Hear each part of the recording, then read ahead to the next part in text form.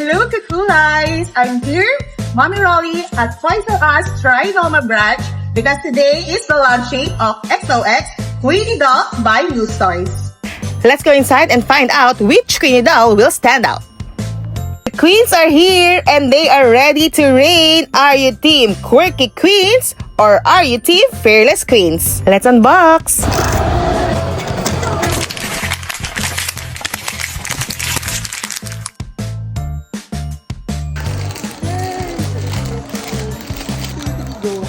Ayan!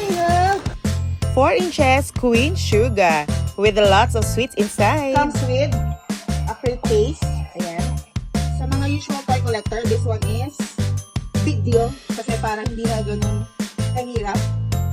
And as you see, it's stackable also. Pwedeng pagpatong-patungin. Ayan, ang ganda! So nice! Comes with one collector card. Ayan.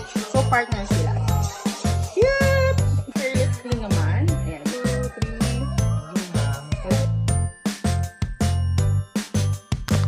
3. Meron tayong element of surprise.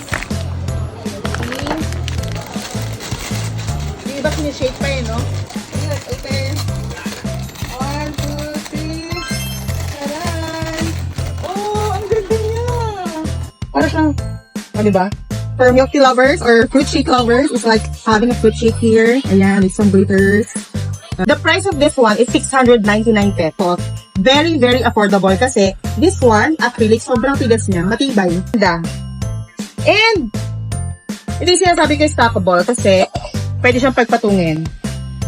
Yan, as you can see.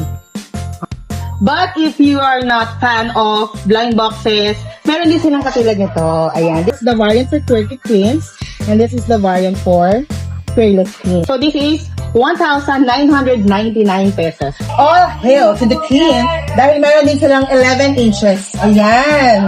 Rar! Ang cute nito, this is 2,299 pesos. So this one, yung mga malalaki na to, meron tong 3 points articulation. Ibig sabihin nun, naiikot yung head and then the arms. Ayan. Sa bahay ko na ito i-unbox, guys.